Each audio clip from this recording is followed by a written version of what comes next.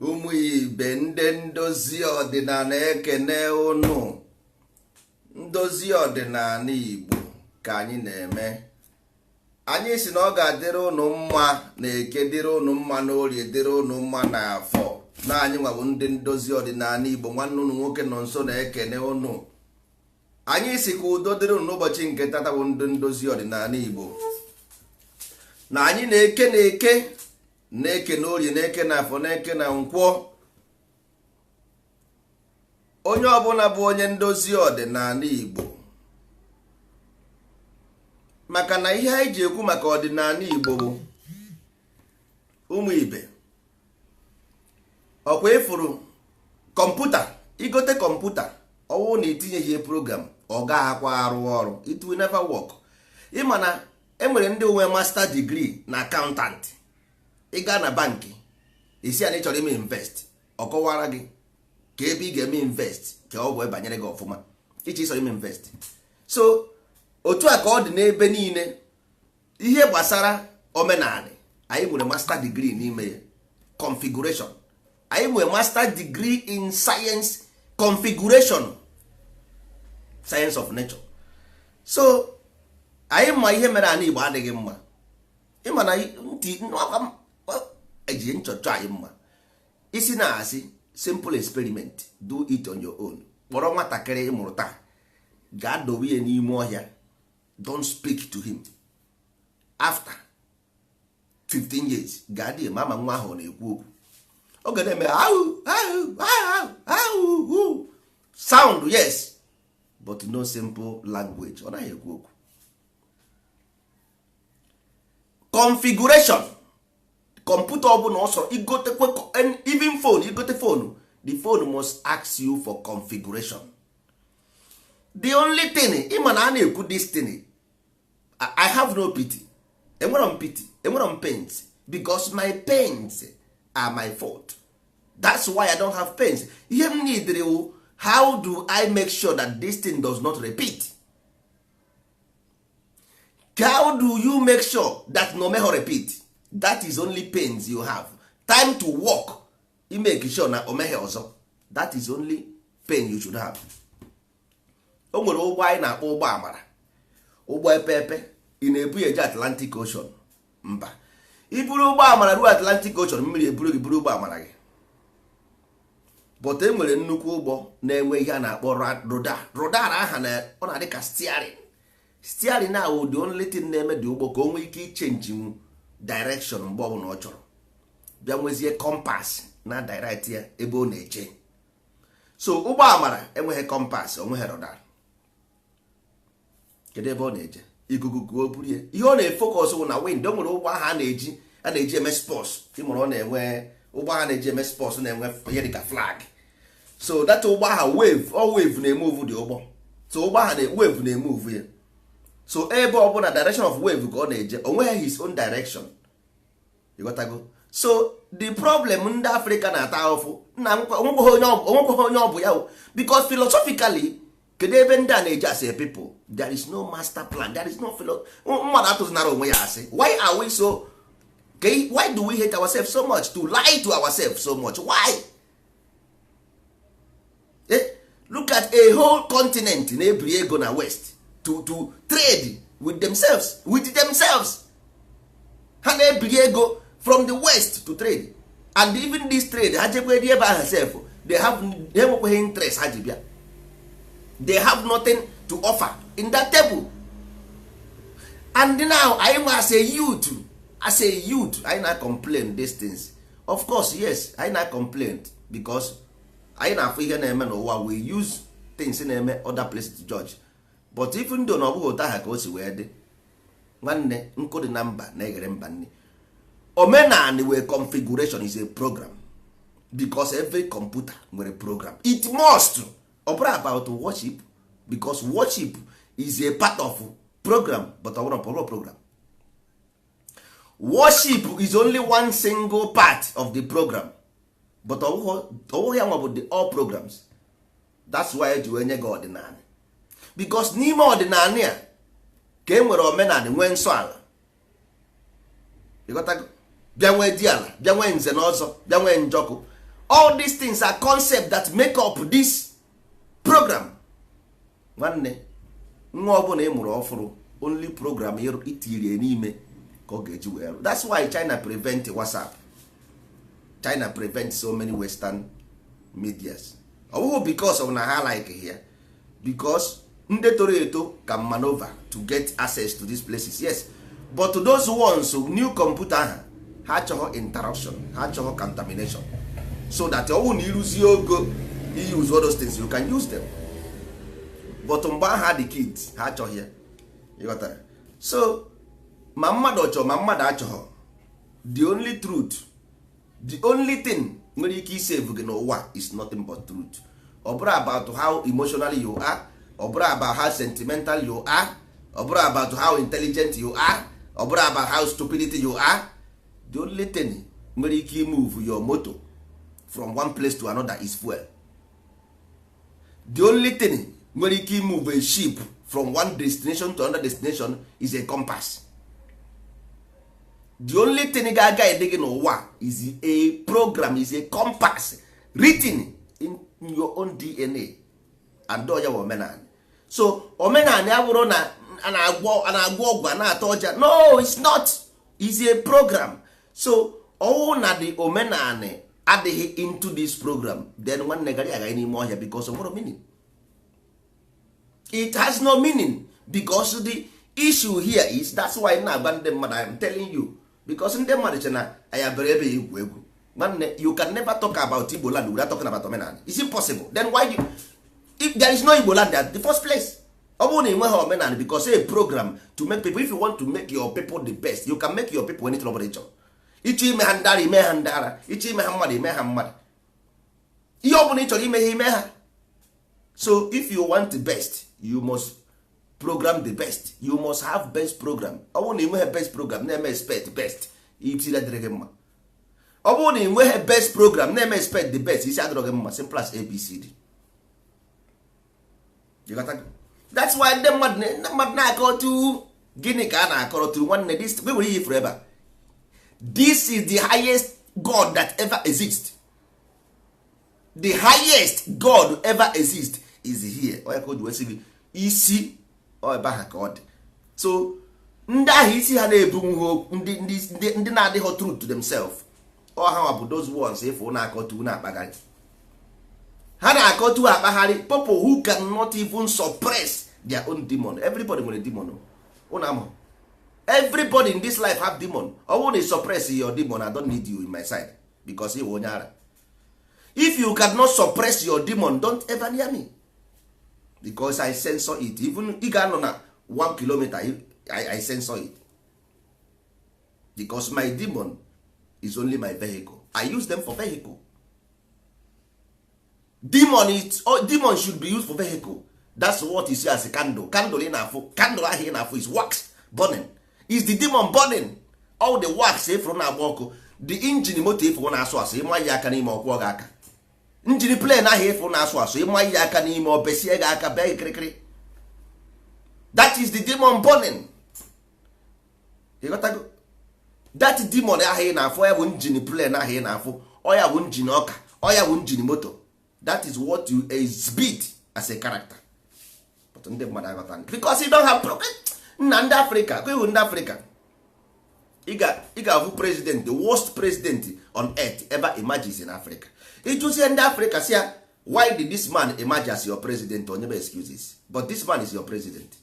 How can this man get into this position? That is why ndị mmadụ ga-aga na Facebook na-akọtu against people who did not even have bụ onye aha before ha amaghị onye ọ bụ. Then still give them chance to talk. Ị gaghị eme ya na West. You can never do it. Unless you come up with a program that defeated that program. Ikwuri ebi ebe atọ okwute. But mmadụ ga-abịa, an African something ga-abịa to African person na gossip against somebody. People still listening. Ị na-akwa ajụ the person o. Nwanne ihe ị na-ekwu na. Kedu ihe o nwere ime with the program? Can you bring something that superb Buhari? Can you bring something that superb President of Ghana? Can you bring something that superb Mulumba? Can you bring something that superb Mandela or just criticize Mandela? ọ bụ ihe akụ ndị Afrịka na-eme. And ha ga-abịakwa echi na complain, agwara ụnụ si ụnụ n'ọwa ọdịnala Igbo, n'ọwụ ndozi ọdịnala Igbo, n'ọwa omenala Igbo, na these things are programs. Nwanne ọ bụghị everybody kwesịrị ịma ihe. Is not, is impossible. E nwere ndị ga-awụ driver of the vehicle, nwere ndị ga-awụ conductor, nwere ndị ga-awụ passengers of the vehicle. All of them are inside the vehicle to go to the same destination. So nwe onye sị gị na you must be the driver or you must be the conductor, but to understand that the motor should carry you is your own fundamental right to hand. Ngụnwa ọ bụghị mụnwa. Ngụnwa na onwe gị mana anyị na-eje Lagos, ị ga-eje ụkwụ eje. Ị ga-eje ụkwụ eje Lagos ka m jụọ gị? Mba, ị ga-eji moto eje. Ke moto ga-ebu ga eje Lagos?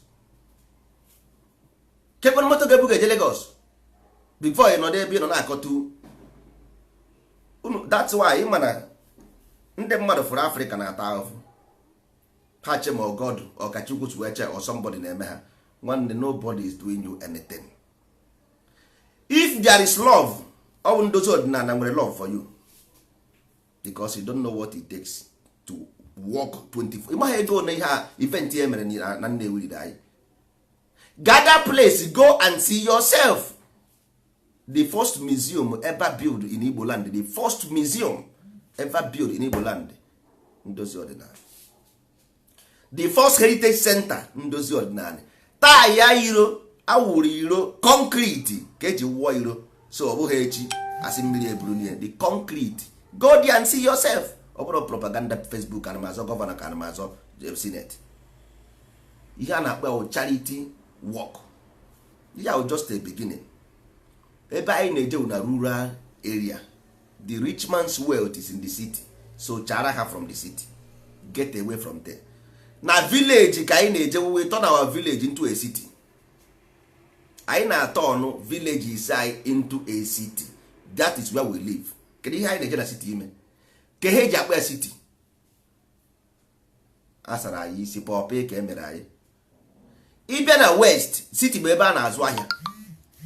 Ndị bi na city sef ha na-hapụ nwapụ because of the kind of crowd na-adị ebe ahụ. Ị gaghị alahụ ụla, ọtọris na-agada place na-eme some mkpọtụ. Onye ọbụla na-aga outside city ebi. Mana ọ na Nigeria ma na Africa ka ndị mmadụ na-agba na-aga na city. Onye ebighị na city because na anyị ka wụ ndị nkịtị. We are just growing. We are just growing mentally. Mentally, we are just growing. I know the process of growth. That's why ihe na-adịghị relevant na-adịghị relevant. Ihe na-adịghị mkpa na-adịghị mkpa. All those things we take as relevant, they are irrelevant. How are irrelevant? All those things na-eme anyị entice, all those fantasies, how they irrelevant, or outdated, or how they outdated. But for us, ịgbagonu nwa ka na-eto eto, iwetere ya ihe ji eji egwu egwu. That is, inye nke a, bifo ịma ihe na-eme ọ sị papa, ọ nke a ka ya chọziri. Inye nke ọ sị papa, ọ nke a ka ya chọziri. Ụmụaka ka na-eto eto, ọ bụ ihe anyị ka na-atị now. Because ọ bụrụ na ọ bụghị ya, onye ọbụla nwere common sense mana program run into a computer. So there is no reason for you to ask more than that. And if a women keep on giving birth, that means ụmụ nwaanyị ka na-amụ nwa, that means you still have chances. Then why do you waste your time? Ọwụ na enweghị program, this your children will not have program. So your problem will not stop. Simple as ABCD. Your problem will, as long as you have no program and your children have no program, that means your extension, you are just extending poverty, extending everything in a better acquire, you are extending them to your own children, to your own, nobody else. So you construct the hell for yourself. Because I don't know. Kedu ka osisi eji ama atụ ga-awụzi osisi eji aka ọnụ? Can you imagine? Ordinary human being created something, put his own image as God and give it to you and you take. This is a program, and in their system, this program is running in their system. I'm not coming out here. Inside these people that created this program, inside their mind, that thing in that book is the program running in their mind. So you represent the evil, the bad luck, the everything negative, you represent in that book. everything God good and everything they represent in that book, and that book is the program you use to train your own children. Nna nwanne enweghị ebe ị na-eje, because this is about magic. It's a magic. This is simple a magic. You are, because you may accept that you are good for nothing. By absorbing this thing, it shows. You may absorb this thing, gosiri na you are good for nothing. It's as simple as ABC. So ndozi ọdịnala wee bịa, even by only telling you this thing, you should be ikesiri isekpuru anị chinye aka na agba enu si so ị nwere ike ịdị ndụ ụdị ha na-eme. Nna nwanne, ihe anyị na-eme ihe akwa ụdị si na anyị na-eme, enwere somebody ga-eme ọgwa gị. If you go to your house, you think ọ bụrụ ka ị bịa nye anyị credit, just think for yourself, for your own good. Inweghị program na your system, nwanne, your life is misery, your children will be misery, your future will be misery, because you are a human being. Were go the computer, were phone iji n'aka na gị, were phone iji n'aka. This phone now e use way for sometimes or say na enwere new update. Do you know that? Phone a ga-asị gị enwere new update, ọ bụrụ na ime ihe update, enwere something ị ga-achị iti ebe ahụ ọjụ. Enwere things ihe pụtara ọfụ ị ga-achị iti ebe ahụ ọjụ. So being a human being, you wonder why na enweghị system na-aga aga. The most strongest thing ị kwesịrị bụ ọ bụrụ na ị dị updated na your system. Okay, with that government, ọ bụ nyanwa ya bụ your target. You can never let anyhow person enter there. Go to any civilized country, then take it serious, because they make laws that will govern you. But you are less concerned. Ihe o gosiri bụ na enweghị program na run inside you, because you don't even care for yourself. You hate yourself so much that you don't care. Ọ bụghị about just talk nonsense in like love yourself. You don't love yourself. Loving yourself is having a program for your children, for your offspring, and for yourself. Onye na-enweghị program for himself, onweghị love himself, da hapụ n'okwu a na-ekwu n'ọnụ. It's just like Christ will save me. It's as simple as ABC. Onye ahụ hate onwe, because if you want to go to heaven really, ị kwesịrị ị na-eme ihe ọma. Ọ bụrụ na ị chọrọ ije n'igwe, you should do good. You don't say Christ will help you. So onye ọbụla sị na Jesus ga-enyere ya aka, Chukwu ga-enyere ya aka, enweghị ihe ọ na-eme to go to heaven. Onye ahụ ọ kpọrọ onwe ya asị. It's as simple as ABC. Onye ahụ kpọrọ onwe ya asị. But ịmagono deceit, self deceit. Ịma na enwere ihe a na-akpọ internal locust and an internal locust. This external locust, ọ ga-abịa deceive oge so much na ihe ị na-eme onwe gị dị mma, but the result ị na-enweta na-egosi na there is something wrong, because onweghị mgbe ị ga-abịa zụọ ahịa 30 naira gba lose, ị continue zụkwa ahịa 30 naira gbakwa lose again, ị jụghị onwe gị sị nwanne, how come m ji zụọ ahịa anụ gba lose, zụkwa ọzọ agbara nke mbụ ọtụọ n'oge, agba nke bụ ọtụọ n'oge, agba nke ịtọ ọtụọ n'oge, ọ bụ ka apịara atụ. Enweghị ka ị ga-esi na-eme ihe. The reaction, your body language shows you that there is no outcome here. So but that external locus will tell you, don't worry, maybe black people had accost, you na-enye excuses just to justify your own failure. Or ị na-asị na enwere somebody don't want us to get up, somebody don't want us to rise, there must be some power somewhere holding us. Ya ọkwa mentality na-eme that na ọkwa ha truth, ya ọkwa ha eziokwu. That is not truth. Na your village, onye ojii na-achị na your village, and you keep less concerned about this onye ojii ahụ. Ajụọ gị, ọ bụrụ na esighị na power from Abuja, esighị na power from England, you will give every excuse to justify why you should not fight that man there. You got that? You ga-achọ the best way to just to remove yourself from that responsibility, so that ka ị dịkwa happy ka ihe ọjọọ na-eme, and nwekwa hope. Every of your hope is been destroyed. The only thing ga-eme gị iche uche ọfụma bụ ọwụ na omenala ndozi ọdịnala na-ewetara gị dị na your system. The only then you can even water nwee common sense of understanding, because these programs bụ ihe na-eje n'ime gị onye nwere na activate neurons. They activate neurons. The neurons anaghị eme onwe activate. But ndị mba anyị na-akọrọ ha something ọ dị ha gaa na Nnewi, go to Nnewi. Nwanne ihe anyị na-eme bụ n'ala Igbo ka ọ dị. Anyị anaghị ezo ezo, anyị anaghị eme ihe nzuzo, anyị anaghị eme ihe azụ ụlọ. Ihe anyị na-eme bụ ndozi ọdịnala Igbo, because ọdịnala bụ general program that guides this everything about ihe anyị na-eme eme. Ọ bụ n'ime ọdịnala ha ka ọ dị. Ọ ebe ahụ ka e nwere omenala, ebe ahụ ka e nwere nsọ ala. Ịghọtago? So hapụzienụ ndị nke ọzọ si na doctrinal, nke doctrinal dịara onwe ya iche. So ọ bụrụ na ndị mmadụ ịmana n'ala Igbo, ngwa ụnụ ihe anyị fụrụ na these days anyị mere ihe a, ngwa ụnụ ihe anyị fụrụ enwere ike ichenji afa ị gaghị abụzi onye Igbo. Ngwa ụnụ the kind obstacle ndị Igbo na-enye anyị na destiny, ị nwere ike ichenji afa gị gaghị like bụ onye Igbo. Which some people emegwe ọgwa nwere nwa nwaanyị a na-akpọ ụnụ ama ihe mere ndị Ikwere ji na ha sị na ha bụ ndị Igbo. Ịnọkọtago jụọ onwe gị datin before ajụọ gị isi o brainwash, very easy way to deny your own problem. Ndị mba mmiri, ndị Ijọ ha erubeghị 2 generation ha si from Igbo wepụ, rubeghị 2 generation ha kọrọ na first generation of going away from Igbo.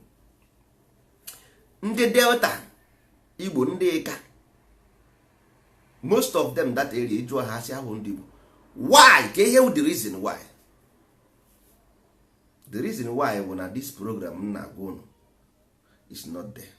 Ọ na this program dey, enweghị reason why for them to say so. There is no reason for them to say so, because all program na run n'ime gị na decide how you think, what you say, what you do. But absence of this program lead to all these things. Ewetazie the program ewete, because anyị ma ihe anyị ga-eme. Ọsọkwa anyị gwa eje mmepe school feed we ụmụazị anyị with these things. But ọ baghị uru na ije feed we ụmụazị nna ha na-akọtu. Mba, a ga-efeed ụmụazị mana ozi ọma a ga-ezie nna ha ndị chọziri, because ihe anyị target only 5% of the adult. You can never get more than that, because program already running in their system. Ọ pụtagodi from ụka ọba na arụsị, ọ pụta from arụsị ọba Judaism, because this is the program running in his system. But ndị mmadụ ama ha why ndị be anyị ji amagharị from this thing to this thing, from this thing to this, because we know. I will expect na this thing, ọ bụ ihe anyị ma, we study it, we know how these things work. Ọ mapụta from assemblies of God ọba na grace of God. O si na grace of God pụta ọba na cherubim and seraphim. O si na cherubim and seraphim pụta ọba na assemblies. O si na efak ọba na charismatic. So this is a system running in their system. Now ụmụazị anyị na-amụ amụ, which is ndị so na promise go, we will give them education from this week, or from this week, let's say this week. Our programs gonna abụzi once in a week, Saturdays by 4 p.m. so that ka anyị nwee ike na complete ihe anyị na-eme. So oge na-adịghịkwa n'anya, anyị na-akwadokwe n'ikekwado na redio na ana Igbo niile, so that these teachings will continue. Enwere ihe ị chọrọ ịma about omenala Igbo, gaa to ndozi ọdịnala Igbo, ị ga-afụ ya ekobere ya na wall. Anyị ga-akpụkwu ndị ọkpụkpụ, we will mold them later with informations there, ka ị wee fụ na nna gị bụ onye ekede ka ọ bụrụ onye nkịtị, kama na information running inside you gives you information that nna gị bụ onye nkịtị, ha na-eme nka, ha na-eme nka, ha na-eme nka. So all information running inside you is doing the thing, ọ bụrụ gị nwa na onwe gị. It's an information in to form a nation. That is what information means. Information means in to form a nation. So if onye ụka na-ekwu against his own culture, ọ bụrụ fault ya na ọ bụ information running in his system. It's not him talking. Ọ bụrụ onye aha na-ekwu, ọ bụghị onye ụka aha na-ekwu okwu aha, na ọ bụ the program in that person is talking. So ọwụ na ụmụazị ya mụrụ amụ, so enweghị ike isi mmadụ stop this thing, stop that. No, only few people can do it. 5% only. Ị gaghị enwetanwu more than 5% na this generation. No, only 5. So that 5 ahụ ka anyị target kwenu. So ebe ọrụ anyị na-eje, anyị ka bidoro ebido. before anyị a na-emerụ 10%, anyị ga-enweta, anyị enwego plan to go all around Igbo land with a program a ga-eji wee nweta ụmụazị ha niile, ụmụazị anyị niile. So anyị ga-enye ha tenet of omenala Igbo before ha ga school. Ha ga na-agụ ya every day to their mother before they go to school in the morning. That tenet of omenala ha ga-agụgide ego, even onwe mgbe ọ ya agụrụzi ọga ha na-ejizi akwụkwọ na-agụ ya. Good morning ọ ga-asị mma ya bụ ịgụrụ ya tenet of omenala Igbo. Ọ ya good morning ọ ga-asị mma ya ọ gụrụ ya the tenet of omenala. That is how you create future generations. All that thing ka national anthem na-play in the mind of the military men and the law enforcement agencies. That's why they always, even an abogody Paul say, first of all they will play the national anthem before they start anything. So the program a na-eme ịmara mgbe ha na-eme apụtasị gị ụmụaka atasị ya good morning mom, good morning dad, all those things a na-agba ha na nwatakịrị ọ gaa na school ewegosi ya ABCD EFGH ka eji akụziri datịrị ọkwa ruo echi all that letter ka ọ ga-eji wee form words ọ ya ekwu ekwu all through that letter ahụ all through ABCD ya aha because mgbe ahụ ọ na-ekwu the cells of the body na gather those configuration ọ na-configure ya. So o ruzie echi ịsụzieri ya asụsụ ọgba nkịtị na wọchị obere nwa na-achọ ịmụta ikwu okwu ọgba nkịtị after 2 minutes ọ respond, ọ naghị respond direct ọ naghị respond direct ikwu okwu ọ dịka ọnụghị ihe kwuru ọnọkọta elu ya ọche ba ba ba ba ba ba all that ihe ha kụziri before nọ n'ime ya but ọ na-abịa late. Ọ dị ka nkịta ịgwa nkịta okwu ọ naghị anụ ya direct, ọ na-anụ ya later.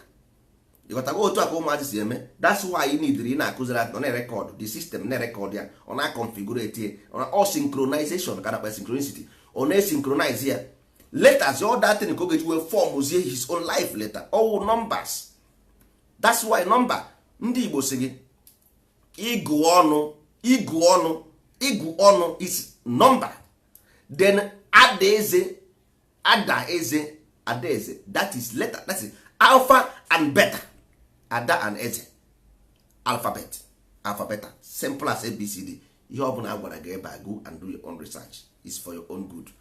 Go and do your own research. So ndị Igbo before ha mara ihe bụ letter alphabet, ndị Igbo amarago na enwere adaeze, enwere ada na eze.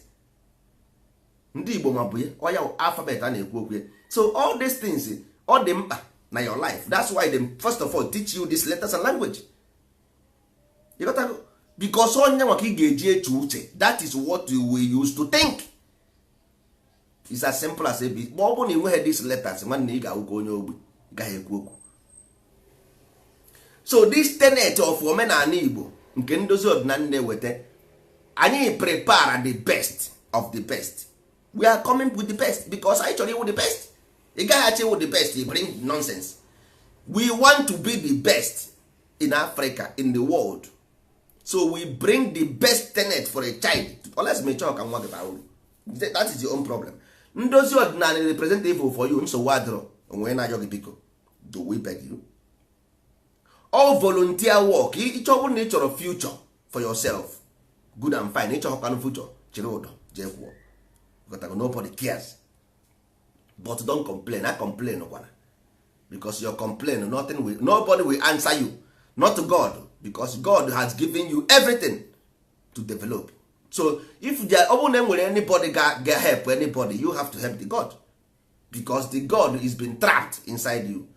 That's why the God is angry, aggressive, doing you everything. Make sure that ịpụrụ ndụ ịjụ.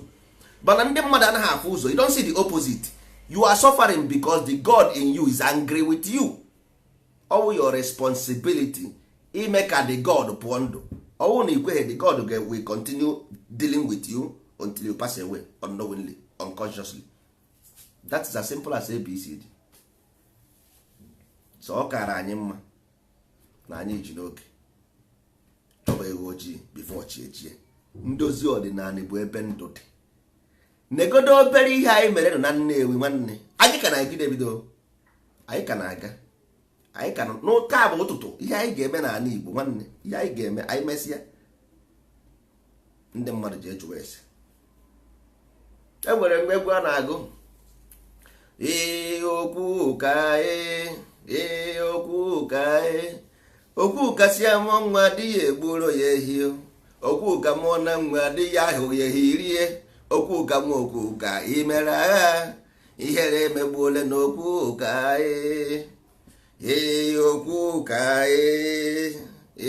okwuka ụmụ ibe kedu maka ndị na-ekwu okwu ndozi ọdịnala mere nke ndozi ọdịnala mere nke ịjụọ ha si ha that is why kebụrụ mental capacity with the best thing okwu maka nwa personally you need the mental capacity because otu a nọ na mmadụ enweghị ike gwa m nonsense m jụọ ya ajụjụ ọgbapụ ọsọ mmasị ya ihe ị na-akọ na ke the reason ohe ma jụ ya ke the reason ihe ị na-akọ na ke the reason of it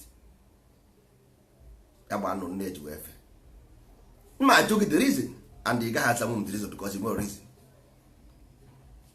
o nwere ihe mmadụ na-akarị akarị ndozi ọdịnala na-akarịgo nonsense onweghị onye n'ime ụnụ because anyị egwugo mmiri ugwu gwuo mmiri nta onweghị onye n'ime ụnụ ọ dị ka n'obi ọ dị ndị ndozi ọdịnala idozi ya n'Igbo kedu ihe anyị ji wee zaa dị afa ndozi ọdịnala nwaanyị na anyị azaghị afọ ọzọ ụnụ amaghị ọdịnala Igbo ụnụ amaghị omenala Igbo before we came omenala Igbo is an abomination isikwa na asị o don't lie to yourself ihe ekwe n'ihu nne na nna gị ị ga-anwa anwa mepee ọnụ iji eri ji eri ede kwuo n'ihu mmụọ ụnụ na ị ga-eme omenala Igbo ị gaghị ekwu ya na ị ga-eme ọdịnala Igbo ị gaghị ekwu ya but today the same people we raise from dustbin ka ga na public condemn ụzụkpụrụ ha onye si na nne na nna ya agaghị arahụ ụra ha agaghị arahụ ụra onye ọbụla si na nne na nna ya agaghị arahụ ụra agaghị arahụ ụra nweghị onye anyị na-aji enete ana Igbo bụ anyị n'Igbo anyị niile ma diki ma ghara ma onye ọma ma onye ọjọọ ọ bụ onye ọbụla ga-eme dị enjoy ihe ndozi ọdịnala ji abịa ontiri ụra anọdụ anyị esendị satellite anyị sendị gozi satellite ogwe ndị ga-apụtakwasị narị chọn ya ndị a na-emewe eziokwu nwere ike ọhụrụ film trick nwere ike ọhụrụ photoshop yes na enwere ndị ga-asị ọ photoshop even ihe ọsụkwa anyị kwa plan today some people will come and say toy na ọ plan ha gbagod n'ime ese dọdịkwa n'ime ha sị na ihe ahụ plan ya ọ bọs ịghọtara so ka m ngodi mmiri ka a na-egwukwe ka na so dịka m si na-ekwu ihe ndozi ọdịnala ji bịa achọrọ m ịgwa ndị be anyị ihe mere anyị ji wee bido ebe a bụ na ka anyị gwa ha na enweghị gọọmenti ji anyị ka anyị gwa ha na development is from rural area all from bottom top ọ bụ top down. All lazy people na-eche for somebody to help them. Lazy people wait for somebody to come and help them. Mobilize yourself, community, and start doing the work. Mgbe ị nọ n'ime afọ o nwere onye na-ebe aha na-enyere gị aka ọkwa nke iji aka gị tobe tochaa ṅụọ ihe nri ṅụọ nsị ṅụọ mmiri ihe niile tochaa pụta ịchọwazie onye nwe mba anyụkọ mamịrị ọnụ ọgbụ ụfụfụ ọ bụrụ na ị maghị agba egwu ikobe n'isi onye amaghị agba okobe n'isi ọ ka esi eme ya enwere ndị na-agụ egwu asị ọ bụghị oji esi na-agba sistem na-agba ọ bụrụ oji esi na-agba sistem na-agba so system na-agba. Life is a game. It's not about equality. It's not about nationality. It's a game. Ụwa bụ afịa nna gị gwara gị wee nye gị for market days sị gị na ihe ahụ transaction nna nwanne in transaction onye nwere the highest brain. Unu amakwa na Japan ma ihe eji wee invent this game a na-agba casino. All the highest brain na akwa anyị na-atụ na draft na-atụ what all to show your capacity, mental capacity. Then ọ na ya anaghị eme ọfụma in this trade nwanne o shoro na ya enweghị a good program, so I need a better program to replace what we have. It's as simple as ABC.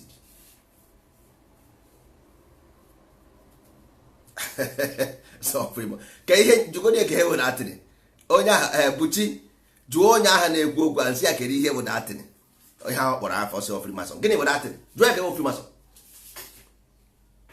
jụọ ya kere ihe ọ bụ ofri mason mmadụ nọkọta nọ na-akụghịrị Catholic Church is Freemason. Siemens church is Freemason. Every church is Freemason. Ọma ihe ọ na-akọ. Even his government borrow money from Freemason bank. So that means if we are Freemason, that means I get money go na nwe everything to develop our Igbo. Hi, yes. So don't you see that video circulate na Africa, all those president of Africa, not na Freemason. Off here. So we have so much opportunity. Ma ya utilize here. Hapo these people a na-agụ ịma ya nwatakịrị mara mma isi aja ịsa ahụ. They can never confront ihe ọma anyị na-eme and enweghị onye ga-akwụsị nwunye. Onye ọbụla kwuru nonsense bịa here crushing ka na-eme. Onye ọbụla kroda ọ ga-eke ikwe na Facebook, ọ gaghị ekwe on the ground, ọ gaghị ekwe, ọ gaghị stop okwu datin bịa ebe ahụ onye nwụrụ anwụ ka ọ ga-aghọ, which he knows it, ọ gaghịkwa na-eme because ya bịa wee dozi ala Igbo. Nwere onye anyị ji okwu ebe o ruguru gị sibapụ a na-ayọ mmadụ biko ba kedu asa ya ahụ. Onye ara ka a na-ejide ka asa ya ahụ, onye isi dị mma na asị ya ka asa ya ahụ. Onye ara ka a na-eme ejide awụọ ya ahụ, ọ bụghị onye isi dị mma. Nna nwanne a sị na ahụrụ ka esi ama ụtọ nsị gaa na Nnewi ndị were anya gbara nwe Christmas na onwezi n'ukwu na very soon now our machines will begin to be on Facebook everywhere. You will see the machine yourself locally made and be developing. We will show it nwanne nwe ha na-ezo ezo machines anyị ji arụ ọrụ n'ala Igbo. You will see them publicly. Enweghị nke anyị na-ezo ezo. They will see by themselves. Ha ga-ekwukwa okwu mana nsogbu adịghị. Ndị a na-ekwu okwu onwe nke tere 1 naira ebe enwe nke tere 50 kobo, enwe nke tere 1 kobo. Education, they can never even educate their people. Ha na-enwe ha sef isi adịghị ha mma. Ego ha eji enweghị nke ha ji eji. Ndị nọ n'Europe ike ụwa gwugoro. Ndị ike ụwa gwugoro n'Europe, ndị Europe ike agwụ na ha. No, some of them 20 years ha gabeghị ala Igbo, ha ma ụzọ be nna ha. Because na enwere Facebook, onwezi data pụta na nonsense. Last time onwe ike ọma ha last time ọ gara village be nna ya asị ya bụ onye Igbo. Onye Igbo last kemgbe ị gara be nna na gị last. Most of these people na nonsense ya 5 days anaghị anọ na village ha 5 days. They never be in their village 5 days. 5 ordinary days ha anọbeghị na village ha. Ọ ndị a na-apụta anyị ga-eme Igbo ọ dị mma, anyị ga-edozi anyị Igbo. Ijụọ ya ka ekwenu project. Show me a proposal of development. That's not how to get a mountains. Go see me the proposal. Go see me the plan. Show me the plan of development. Gwa me no tell me through your mouth speaking. As na I go see them paper. Gwa me no how these things work. How do you program mind? What number frequencies you need so that somebody can believe something as a truth? How many times do you need to tell them that thing? Oh, magic. How many times number you need to tell somebody something so that that person will believe it? Tell me. Because all the media they use, media knows these things. Can your programming well for your people? Can him out development? Can him out transaction? Can him about here? What is the market? The meaning of market? If you don't check hand of my channel attack automatically you will do it. You got him when you get men Africa maybe here. You get men Africa maybe Africa can since how many so all these governors you like Africa black man carry. Do you think so? You like Africa carry. You happy to put their money in the Western Bank or that's not true. All way back oh my hero join ya. If you can't beat them, you join them. Because you must know them to do them. It's as simple as ABC. You must know it to do it. Pure truth. Pure truth. It's as simple as ABC. So okay, I don't know man why your men brace in those ordinary. Ima ihe ga-eme kobe n'isi. Ima ihe ga-eme mebe like nke ọ bụla ekwuru say like just like. Enwere ebe a na park moto ngwana na anya ka m go one thing. Na Africa na moto a na-anya so one of things na-egbu mmadụ n'ụwa niile anywhere in the world. Moto ọ na-egbu mmadụ well anywhere in the world. So this moto kwesịrị put under check. Nigeria almost millions of people ha karịkwa 200 million or 300 million ha enweghị road worthiness. moto need pass certain stage before anya but onye ahụ nwere the moto even ọ chọghị dị ije isi ya jee buru moto eji pass ya wilderness ọ dọchịa ya o nwere ike jee somewhere nye fake certificate ka ọ sị na ọ pass go the moto o gosi gị because na na developing of the mind with the problem na ọmaha na moto aha dị danger o nwere ike igbu ya ọmaha na o nwere ike na-agba n'ụzọ moto taya moto ya amapụ ọmaha na o nwere ike na-agba n'ụzọ taya moto ya agba ọmaha na o nwere ike na-agba n'ụzọ breki ya aka ọtụọ all these things o chehie o jee mee ya fake ka o nwee ike ịpas na gọọmenti enwekwa ihe o. So if this government adịghị standard to understand these things nwanne mmadụ emeghere gị meri onwe gị. What about if we develop our people si na in our place nwanne voluntarily onye ọbụla chọrọ ịnya moto here come here we train you driver's license cheapest or even free of charge we train you to drive so that you can get your license you drive fine nya moto ọfụma ghara ịnwụ inwe moto come here every year we service your car for you give you gwa na this moto all the capable to go to Lagos go to Abuja go to everywhere until 1 year time owu na ruo this kilometer buti ebe a ka anyị gbapụ ya mmanụ is mentality and mgbe ọbụla ị ga-adị conscious of it all this is a program running in your system owu na this program adịghị na your system nwanne this thing you cannot even ngwa gị ya izo ị gaghị like ime ị ga like dodge everything dodgeable. That's why you see the same governor doing the same thing, president doing the same thing, minister doing the same thing because of the same program na ọtụkwa aja America ọtụkwa aja England the same program na run n'ime is as simple as ABCD because ndị agha mere nke America their program na run n'ime had different so ọ gather place because of the law jie o nwere ike ọnya anya enye fine so ihe ọ na-atụrụ ụjọ ka ghara inye fine ọ bụghị because of ọ likere ihe aha ndị agha na-eme ịghọtago mana these people nọ na ala bekee consciously ha achọghị inwe accident ha achọghị ịnwụ ha achọghị ịtụ n'ọgwụ that's why ha ji ebuje moto ha mgbe ọbụla moto ha jere ime spile ụgbanye ọ na-agba ka o jee pass ya his own roadworthiness so that ka ọ ghara imerụ ahụ so his life is important mana ndị be anyị their life adịghị important for him onye a na-ekele mụ na ya love onwe he love black man he love everything but ordinary make your car good mesie moto gị ka ọfụma ka ghara igbu gị egbu isi mba license mmadụ one ji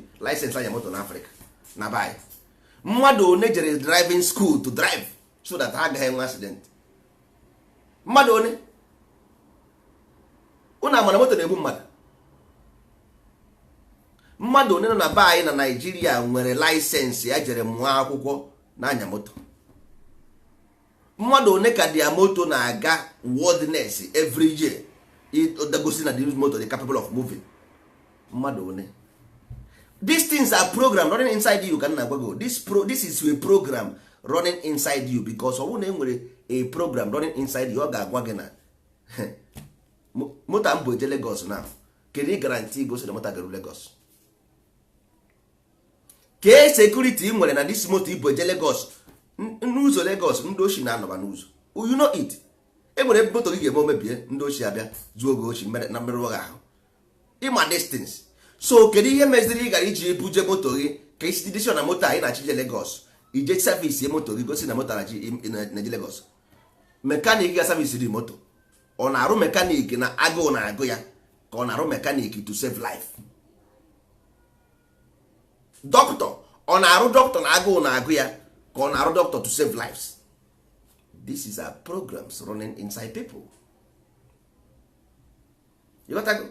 Oh, na program na run inside this man ọ ga-abụ a doctor with a passion that I want to save my people.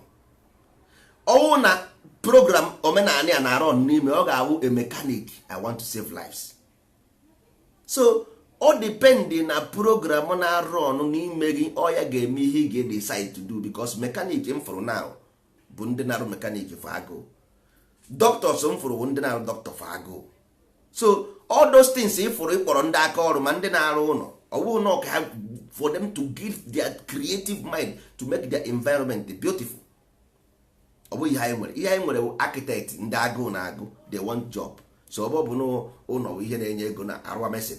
Ọwụ na arụ mesin because na his creativity ọ chọrọ ka o mee the city ka ọ maa mma.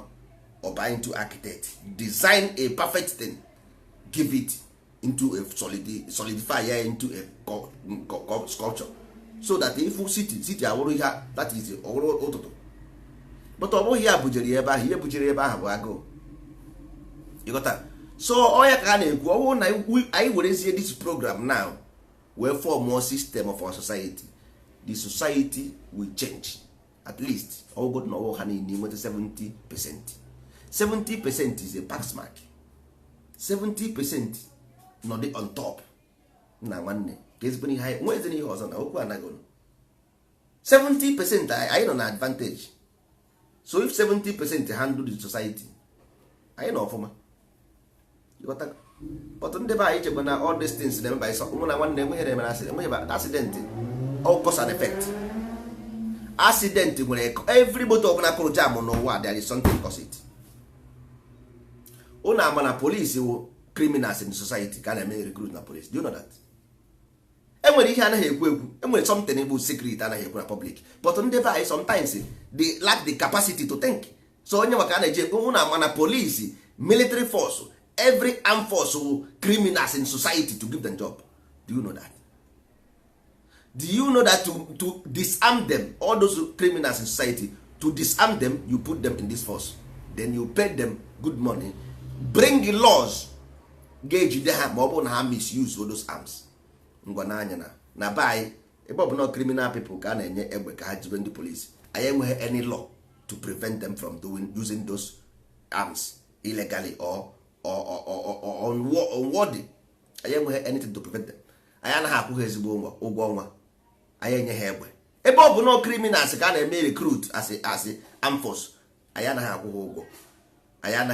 Anyị anaghị enweghị any law to restrict them from their activities. Ngwa gị no program, everything but to go to program. So nwanne, earlier the better.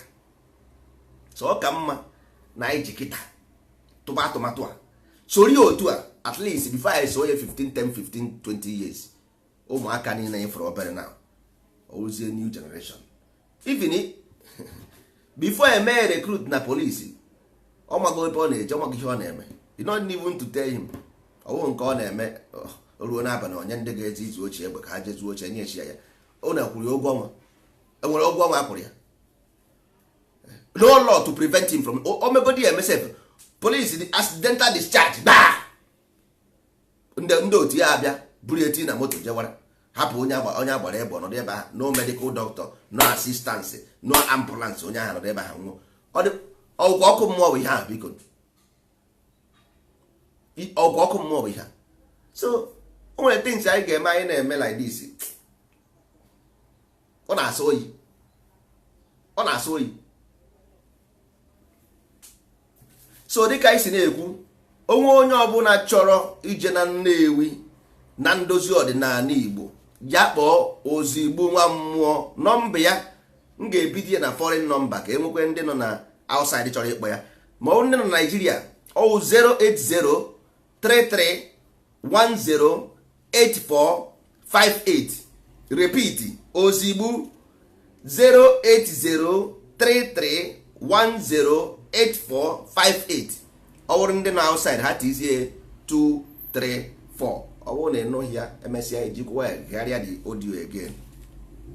ọ bụrụ na ị chọrọ ije na Nnewi, jefro museum ndị ndozi ọdịnala na Heritage Center, n'Igbo Heritage Center na Nnewi, ịkpọ ya na phone, ọ ga-agwa gị ka ị ga-esi abịa. From Saturdays anyị ga-ebidozi program anyị by 4 p.m. every Saturdays. Anyị na-aga na radio to educate our people based on ihe niile ndị Igbo na-eme, site n'ịwa ọjị, site n'ịgọ mmụọ, site n'ịgọ ọfọ, site n'iyi ụwa, site n'ịrụ agwụ, site n'ịgụ aha, site n'ibu ugwu, site n'imesalaka, ịwụ dị ala, ịwụ nze, ịwụ ọzọ, ịwụ njọkụ. Ihe a niile bụ ihe ndị ndozi ọdịnala ga-akọwara ndị Igbo na ọ bụ ya bụ the process of life development. Ma ọ bụ arụsị o, ma ọ bụ osu o, ma ọ bụ ohu o, ma ọ bụ ume o, ma ọ bụ agwụ o, ma ọ bụ osu ji o, ma ọ bụ osu ala o, ma ọ bụ osu agwụ o, ma ọ bụ eze ji o, ma ọ bụ eze ala o, ma ọ bụ eze agwụ o, ma ọ bụ eze ka. Ihe niile a bụ a program, because all the brain ka a na-ekwu maka ya n'ime isi ya ka everything. Ihe niile Igbo land wu brain ka ọ wụ, then nke ọbụla nweziri ihe ọ na-arụsị n'inside that brain ahụ ọ ihe ifuru ebe ahụ si Igbo land. So ụmụ ibe, ọ ga-adịrị unu na mma ka anyị fụkwana ka eme ihe ọzọ. Udo dịrị unu.